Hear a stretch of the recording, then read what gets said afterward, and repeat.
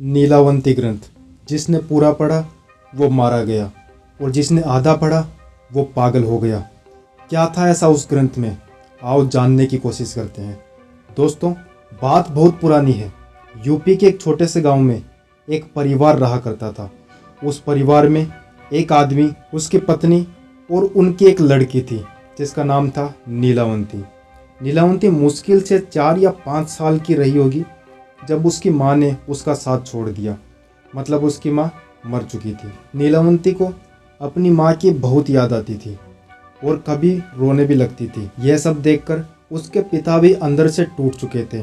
Time बीता और सब कुछ पहले की तरह चलने लगा।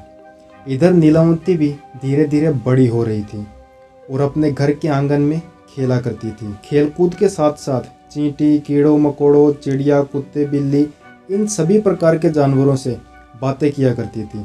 तो बचपन में तो ये सब कुछ सबको ऐसा लगता था कि बचपन है और ये ऐसे ही कर रही है। कोई भी उसकी बात को ध्यान में नहीं रखता था। ऐसा काफ़ी टाइम तक चलता रहा। जैसे जैसे नीलावंती बड़ी होती रही तो वो धीरे धीरे जंगल में जानवरों से बात करने के लिए जाने लग जाती थी। तो शुरू में तो किसी ने ध्यान नहीं दिया, पर एक दिन उसके गांव का एक लड़का जो कि बकरी चराया करता था, नीलावंती को जंगल की ओर जाते देखकर उसका पीछा करता है और देखता है कि वो जानवरों से बातें कर रही है और जानवर जो बोल रहे हैं वो उनकी बात सुनकर जहाँ वो बताते हैं वहाँ ज़मीन में खड्डा करके वहाँ से कुछ निकाल रही थी। थोड़ा और पास जाकर देखा तो पता लगा उसने एक मटका निकाला है और वो मटका हीरे मोतियों से भरा हुआ था। ये देखकर लड़का दंग रह गया और वो लड़का गांव की ओर भागता है और गांव वालों को सारी बात बताता है। ये सब सुनकर गांव वाले भी दंग रह जाते हैं और नीलावंती को रंगे हाथ पकड़ने का प्लान बनाते हैं।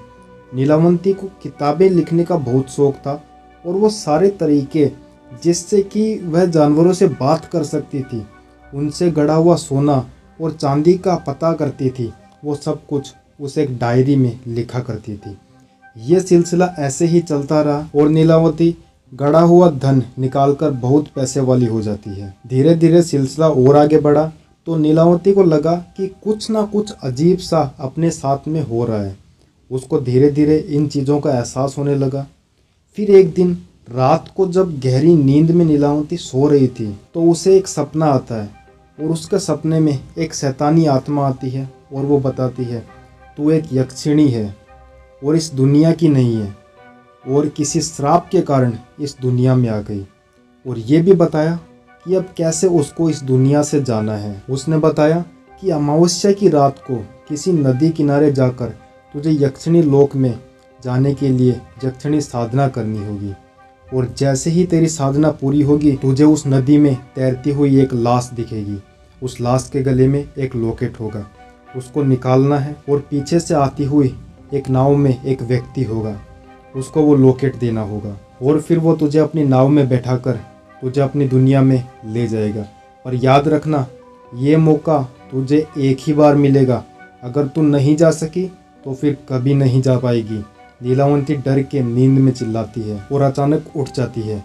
ये देखकर उसके पिताजी की भी नींद खुल जाती है और अचानक भागते हुए वो नीलावंती के पास जाते हैं और पूछते हैं कि क्या हुआ। तो नीलावंती ने जो सपना देखा वो अपने पिताजी को बताया और बोलती है कि पिताजी, मैं इस दुनिया की नहीं हूँ, मैं एक यक्षिणी हूँ। ये बात सुनकर नीलावंती के पिताजी दंग रह गए और उसके पिताजी को भी शास्त्रों और वेदों की बहुत अच्छी जानकारी थी। उनको पता था कि एक यक्षिणी क्या होती है, यक्षिणी साधना क्या होती है। वो यक्षिणी के बारे में बहुत कुछ अच्छे से जानते थे और जैसे ही नीलावंती ने ये बात बोली कि मैं एक यक्षिणी हूँ तो उनको अच्छे से समझ आ गया कि ये इस दुनिया की नहीं है और ये किसी श्राप के कारण इस दुनिया में आ गई है। नीलावंती बोलती है, पिताजी मुझे अब जाना होगा, मैं अब यहाँ नहीं रह सकती। उसके पिताजी ने हामी भरते हुए बोला, हाँ मुझे सब कुछ पता है, मैं सब कुछ जानता हूँ, एक यक्षिणी क्या होती है। तो पिताजी बोलते हैं, जा तू तेरी दुनिया में चली जा और मैं तुझे नहीं रोकने वाला हूँ। और वो वहाँ से जंगल की ओर निकल जाती है।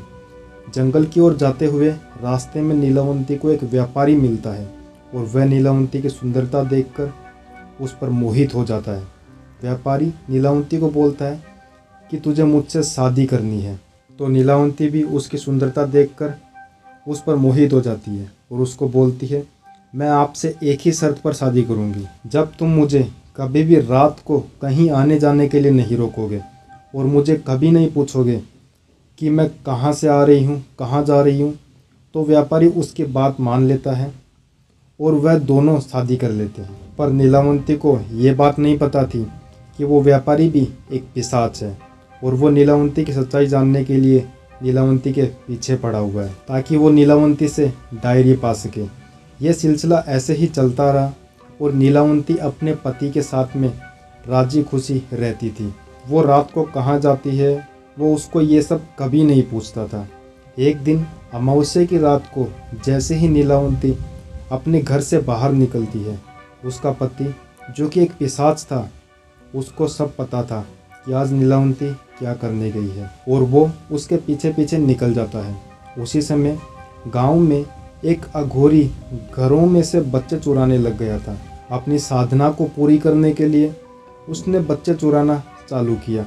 गांव वालों को लगा कि हो सकता है नीलावंती ने बच्चे चुराना स्टार्ट कर दिया है, तो वो नीलावंती की खोज में निकल पड़ते हैं और नीलावंती को ढूंढते ढूंढते वो जंगल के बहुत अंदर चले जाते हैं। रात गुजरती रहती है, जंगल के अंदर से एक नदी जाती है और जैसे ही वो गांव वाले नदी किनारे पहुंचते हैं और देखते हैं कि नदी किनारे नीलावंती कुछ पक्षियों की बलि दे रही थी। ये सब देखकर गांव वाले दंग रह जाते हैं और उनको सब कुछ पता चल जाता है कि अपने बच्चे जो गायब हुए हैं उनको नीलावंती ही लेकर आई है और यहाँ लाकर बलि दी है। ये सब नीलावंती ने भी देखा कि उसको सब गांव वालों ने पक्षियों की बलि देते हुए देख लिया है। नीलावंती वहाँ से भागने की कोशिश करती है और गांव वाले उसका पीछा करते हैं। अब नीलावंती के सपने में जो आत्मा आई थी और उसे बताया था कि एक लाश पानी में तैरते हुए आएगी, उसके गले में साधना किया हुआ लॉकेट बंधा होगा, उसको तुझे खोलना है और उसके पीछे एक नाव आती होगी, उसमें जो चालक बैठा हुआ है उसको ये देना है, तो वो तुझे नाव में बैठाकर अपनी दुनिया ले जाएगा।